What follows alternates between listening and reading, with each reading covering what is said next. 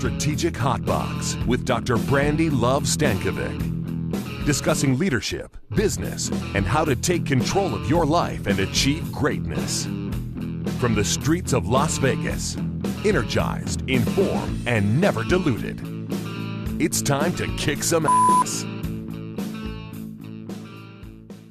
Hello and welcome to the Strategic Hotbox. My name is Brandi Stankovic. I'm sure you know this by now, but I'm an organizational change consultant, motivational speaker, and mommy of two delicious little beefcakes. I'm also a lover of music and lyric, and many a late night conversation after having a drink or two have been around the lyrics of Led Zeppelin or just the musicality of different people that are out there. So music is in my veins. I'm also a bit of a recovering band nerd, or maybe not recovering, totally still a band nerd. But nonetheless, we get to talk about learning leadership and music today. And we have an amazing guest with us. Her name is Heather Potter. And so we'll get to know her even more. So let's get started. So, as you know, we have the three segments. We've got the learn, the love, and the kick ass. So in the learn segment today, we're going to talk about music. And I really want leadership. And so that's the reason we're applying music to leadership today, or the idea of music as a different type of language and how it applies to leaders and development. But really, it's about our opportunity in our learn section is to hit a challenge, to combat something that's happening in leadership in a real and authentic way. Then the second section, of course, is the love section. And that's when we get to know people like Heather or other subject matter experts and really build on relationships. And the third is the kick-ass section, because I want you to leave with things that you can do differently starting today.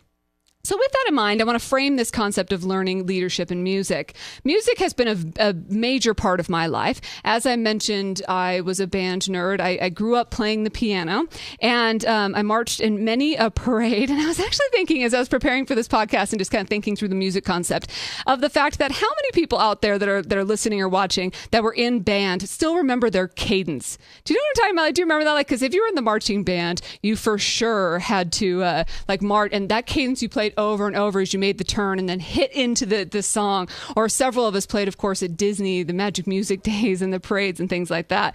But I, carried those big xylophone bells, and it really kind of helped me in my development. So there are a few musical moments in my life that I want to highlight, and then we'll transition and have some discussions with Heather. And the first is I took lessons from James Quill Smith. I was very fortunate. So I took piano lessons from different, more classical pianists throughout my childhood. And then when I was in high school, I got the opportunity to take lessons from James Quill Smith. And for anybody that doesn't know, he was the guitarist for Three Dog Night. So it was really, really fun to have like a rock and roll guy there playing.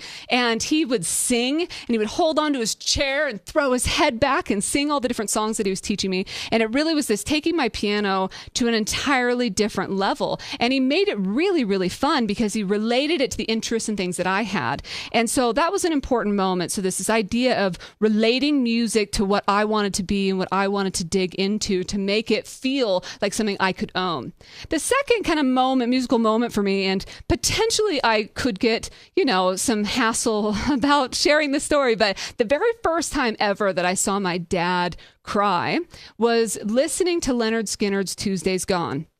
And I don't know to this day exactly what the relationship he has with that song is, but I was very, very young, and the song came on, and I was beginning to my love for classic rock, and Leonard Skinner came on, and he had a moment, an emotional moment. And I think back to that, and it really showed me how much music ties to emotion, right? So that was the learning that I had there and that. But he went somewhere. It took him somewhere. And if you think about music that you've had in your life, those songs that really take you to a certain place or provide, oh, there it is. I don't know if you can hear it. Yes, Leonard. All right.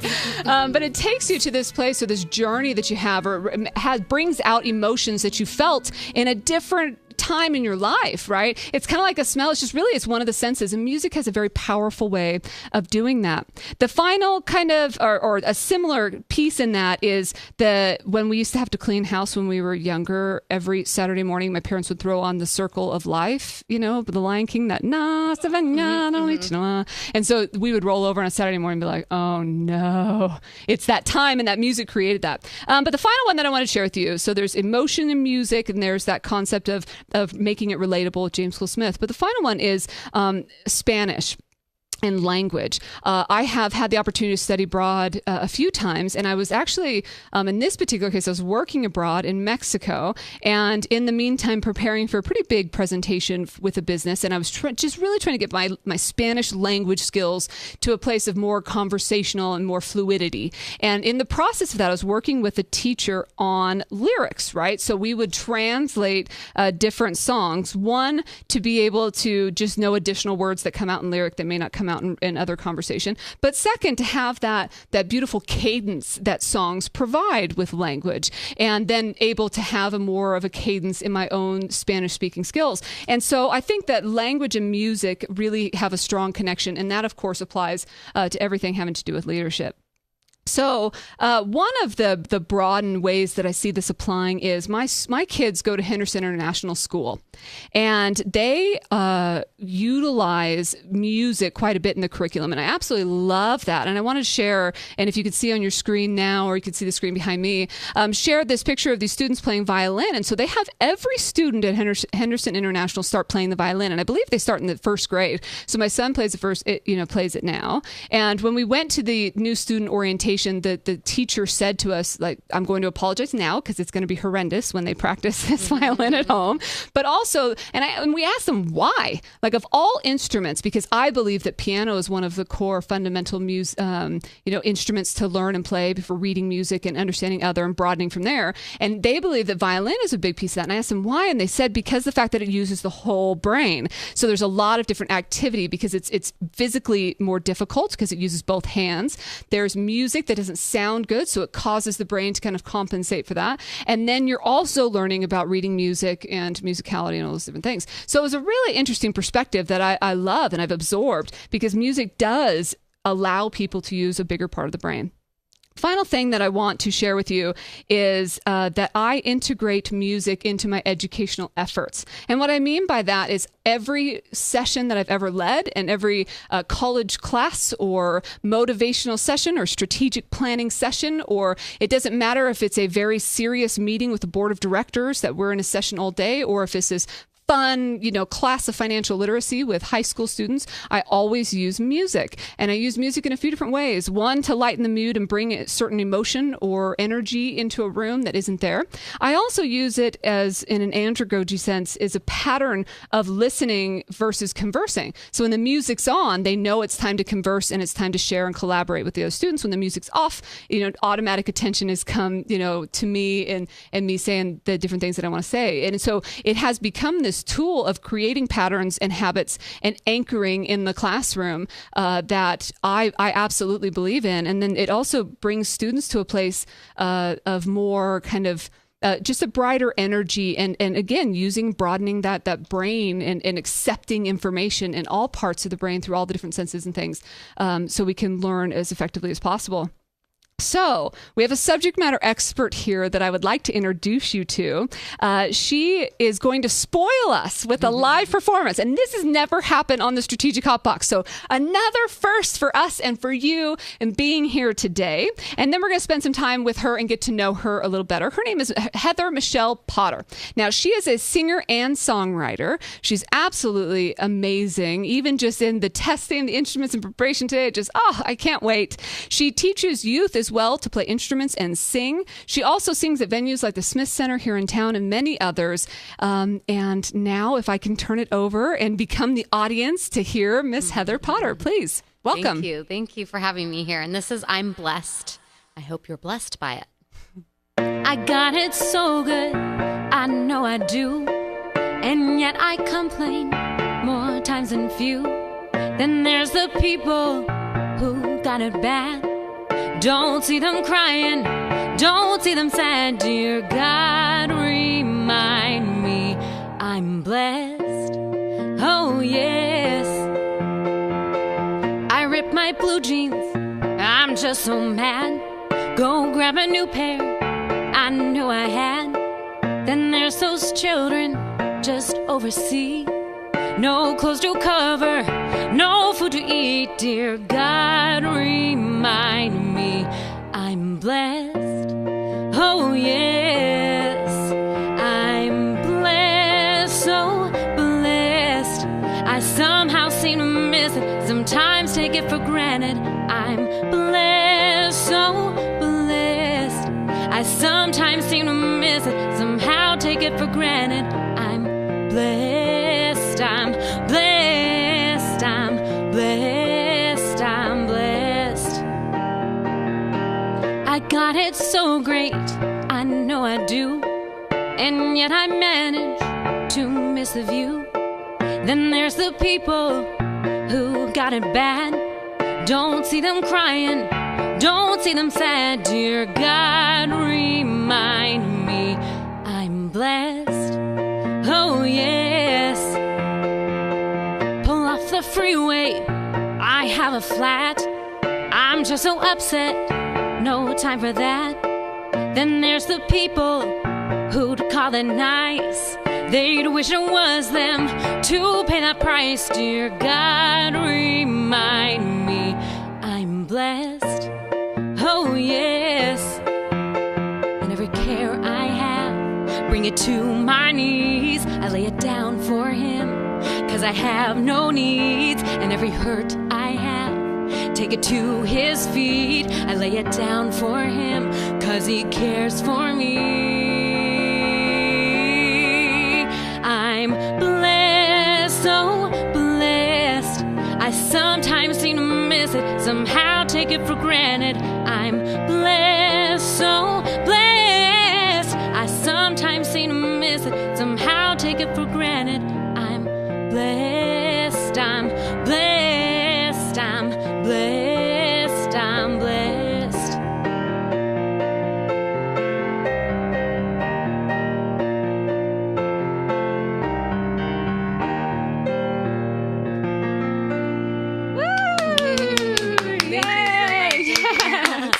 Awesome. I love it. Wow. That gave me the chills. Oh, cool. I like That's that. fun. I just love that song. That song came to me last December in the cold of Las Vegas. And I was like, wow, I have heat.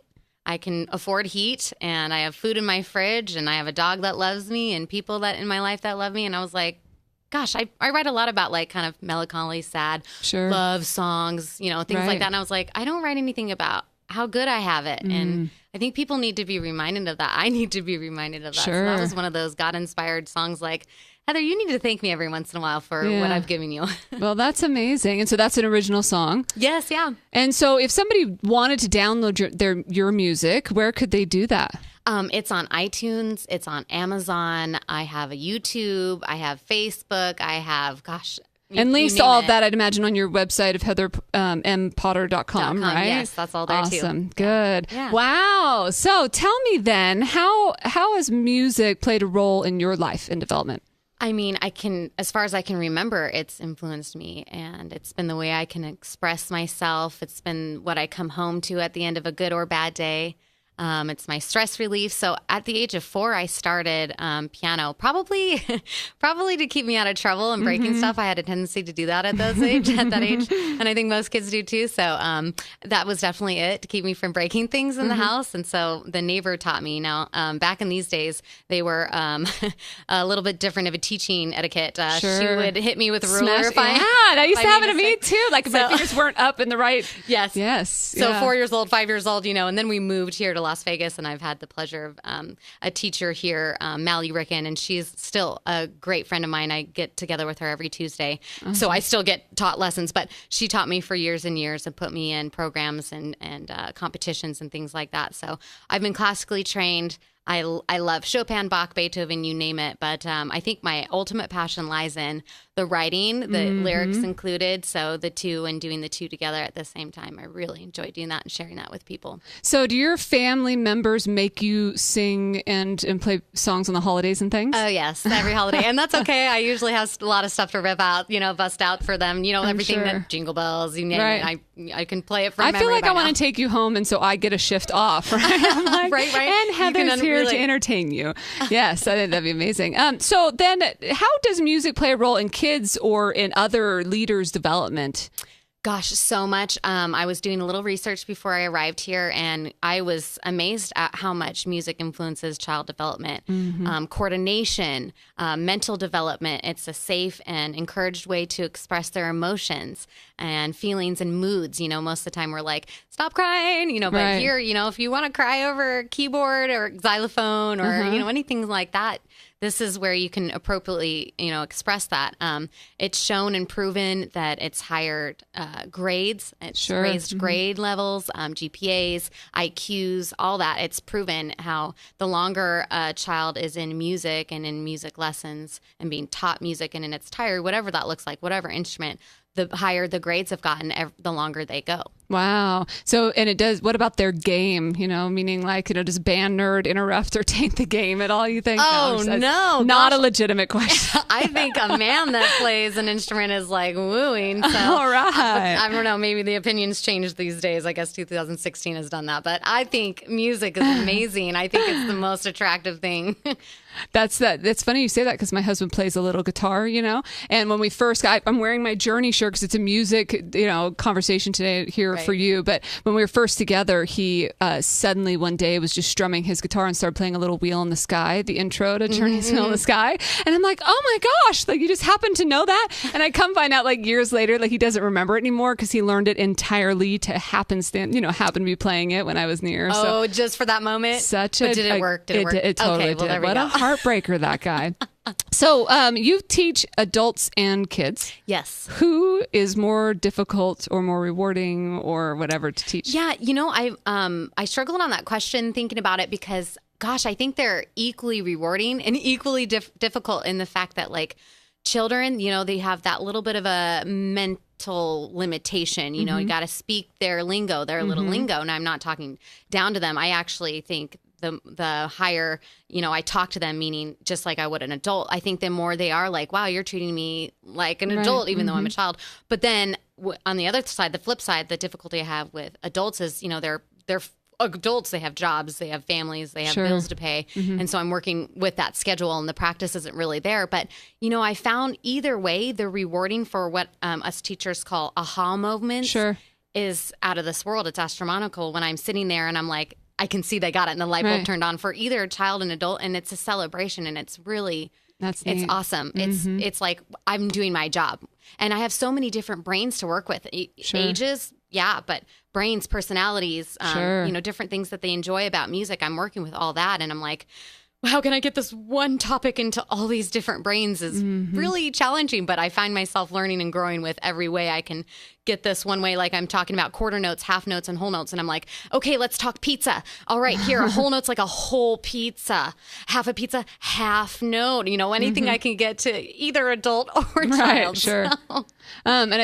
I feel like adults, when we get into leadership development, musical development, any of those, there's mental models that are there. You're having to break through their own fears or insecurities or any of that kind of stuff as well. And then with kids, they may not have any of that, but then their attention span is zero or negative, or I do a lot of off the bench, is what teachers calls off the bench stuff. So a lot of games. I try to, slide in the theory, the music theory with some fun games. And I find that really works. I have a new thing to me as of this year. I've started teaching group piano, which has grown me so much in how can I get them to all work together, not just on the piano and on the bench, but off the piano, off the bench. Now I'm also teaching at a school, Calvary Chapel Green Valley Christian Academy. Now I'm my 18 per class, and I'm like, ooh, how can I get all this information to all these different personalities? But it's neat and it's challenging. But yeah, at the end of the day, they're learning music and they're loving it and enjoying it. So whatever I have to do, I'll bend over backwards. Oh, nice. So what experience or disaster or crazy story do you have to share, please? Actually, speaking of school, so, I'm working with kindergarten as well, first grade, second grade, third grade, fourth grade, and fifth grade at Calvary Chapel Green Valley Christian Academy. And that is a mouthful of a school, by the way. I know. Good thing we're not putting that up on the It took up the whole screen. Anyways, just this kindergartner class, like I'm teaching them, other than just piano, like xylophones, music theory, I'm teaching them composers. And while I'm teaching them composers, I have a little YouTube I pop up. It's called 5-Minute Mozart, and we watch it, and it's good because I can turn off the lights and they have a momentary calm and looking at a screen. But I was teaching them about Beethoven and how he lost his hearing, and he had to chop off the legs of his piano so he could hear the vibration on the floor, to be able to continue to play and compose despite going deaf permanently. And then we were learning about Haydn, and Haydn had an eye surgery, and it caused him to be blind. Now, it just said 7 years, so hopefully not for the entire rest of his life. But anyways, this kindergartner, and the mom posted this on Facebook, this is how I found out about it, said, "Mom, my teacher told me this composer lost his earring." And she was like, "You mean hearing?" "No, Mom, I'm sure of it. I know." She said earring, but he still composed. Isn't that cool? And then she was like, "Okay, and then what about that composer you were telling me about that lost his sight? I think he lost his glasses, Mom." So we're kind of missing the point, but still, they're still learning. So still I'm the like, amazingness okay, of it. Yes. all right, maybe you can help me out by telling him what the actuality is. Hearing, not an earring.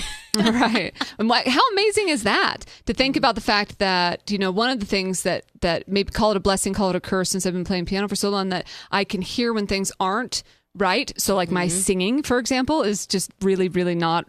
I should come to one of your classes so I can get my journey on more effectively, really, is what it's about. But no, nonetheless, it's that I can just hear things are off just because I'm used to playing the piano and that type of thing. I'd imagine that if I was to lose the hearing or any of that, that's devastating. It becomes so much a part of you. Right. Yeah. And I can't imagine Beethoven back in those days doing that. I mean, to chop off the piano legs, to hear the vibration, and that's all that the piano very is. Forthright. The higher the tone, the faster the vibration, the lower the tone, the slower the vibration, but able to compose and still, it's mind-boggling. Yeah. But, as you were saying, that something else with child development is, so long as we are born with hearing, we are automatically inclined to music. We're, when even a 4-year-old would be like, "I think that didn't sound right when they were playing," or how they were singing. It was, they wouldn't know these terms like sharp or flat, but we're born with that, and that makes us more inclined to music and its influences. So is that why we A, B, C, D? We sing it? Yeah. Probably. Or maybe just remember it. I don't know. All right. So give us an action item or a takeaway for people that they can apply in their lives and development. Music is so influential. And as you were saying earlier, it is a universal language. There's no barrier there. I could play that song over in China, and they would see by my expressions and hear by the tone, it's a happy song. It's something positive. If it's minor, it's sad. And there's just something, if we could affect the world and influence the world for better, music is definitely the way to do it. And what a way to do it, to talk to someone that doesn't speak your language, or maybe, isn't on the same level as you, different age, etc. Why don't we change the world in that way? And music becomes a shared language. Yes. And music is so influential. We have no idea the subliminal effects it has on us. Sure. Much less academically, we can only come up with so much, tangible. Right. We can show so much. But I just, at the end of the day, I also teach knowing that let me give these kids something to grow up with and have something to do differently after a bad day, instead of going to a bar, or even after a good day, going to watch TV and zone out for the rest of the day. Like, go write, go compose, go practice some music. And it changes. I mean, I can just see in elderly too, the effects that it's kept them sharp. Yeah. Despite the age decline and the mental decline, I can see music keeps them sharp. Excellent. I love that. Yeah. Thank you for that. Thank you for being here today and for playing for me. This is officially my best way to hear and accept music, is right here live in front of somebody. So I really appreciate that. So now let's get out there to our shout out.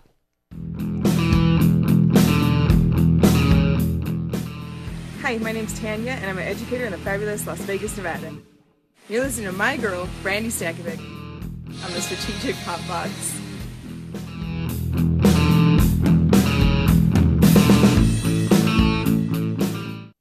thank you to my girl Tanya for sending us that shout out and doing it all Snapchat style. She's also an educator here in Las Vegas. So we appreciate you sending that shout out. If you ever want to send us a shout out for the Hot Box, we will play it here in an episode for you.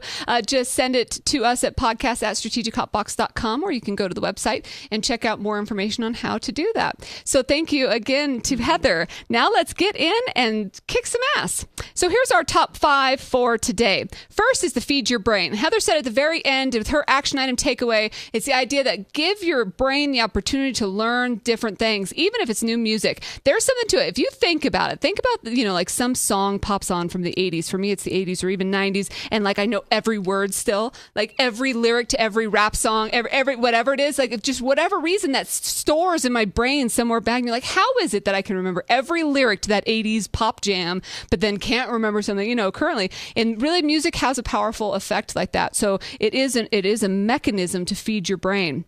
Number 2 is identify areas for integrating music. So my example of in the classroom, in patterning behavior in the people that I lead and teach. Maybe you're doing it at the office in order to lighten the mood because people are coming in the morning. Maybe it is, wherever you can in your lives and careers, integrate music. And even if it's a moment of refresh or something for your brain, to tell your brain, hey, this is a moment of meditation for me, or a walk or something to that effect. Anything that you can do to have that music to take your brain out of a place of stress, and into a place of effectiveness, or however you want to play it. So use your music. Number 3 is to use your music to enhance your memory. I just talked to you about those 80s jams that have no reason to remember, or we talked about the ABCs. Nobody forget. In the United States culture anyway, we learn the ABCs through that song, and other cultures I imagine learn it in different ways. But there are, it enhances. You don't forget things like that, and so it allows an opportunity to create, memory, just opportunities. Really, it's taking memory to the next level. Number 4 is use music to enhance mood and morale. So I talked about it from the staff coming into the office, maybe for yourself, but really just energy that can be created through music. Just how we felt after listening to Heather and the things that she shared with us, or even her examples of using it as a creation mechanism for people that are actual composers or writers or players of music, to be able to channel their emotions and enhance their own mood and morale through using music in a creation sense. And finally, number 5 is language. Build language through lyrics. Maybe it's from composing, poetic kind of lyrics as Heather was describing, or even in the Spanish language is the example that I gave to you. Really, language can be enhanced. It's kind of like reading. The more you read, the better language that you have. Well, same is true with music, if you can understand and really get into the lyrics. Now, mind you, there is some music out there that is not the best lyrically advanced, or might not be the yo terms that you want to, and that goes on both rap and rock and pop. Any sense, no genre is excluded when it comes to useless lyric songs. But there are also some pretty amazing, magnetic, lyrical, just poetic, just deliciousness that's out there also. And the fact that understand and appreciate the music at a different level and allow language to be enhanced within that. So there's your top 5 kick-ass. So I want to thank Heather Potter again for being here. Please go check her out at heathermpotter.com, and then links to all the other places where you can download her music, iTunes and others. We'd love to hear from you listening on any challenges or things that you'd like to hear from us. So you tell us what you want to tackle here in the Strategic Hot Box, and you can do that in sharing it on the email at podcast@strategichotbox.com, or at our website, or on Twittergram. I just linked those two together. That should be the new thing. Don't steal that. That's copyrighted here right now. But Twitter and Instagram at BrandiLove, BrandiLuv. Or you can download the episodes, on iTunes or at our website as well. So just keep us posted on all the things that we should be tackling, as well as keep us in your RSS feed, and so we can keep giving you the information, the good stuff, the live music here on the Hot Box. And for ongoing access of any leadership development or things like that, you can always pick up my book, The Strategic MVP, co-written with Mark Thompson. So until next time, musically, fully, wholeheartedly, go kick some ass.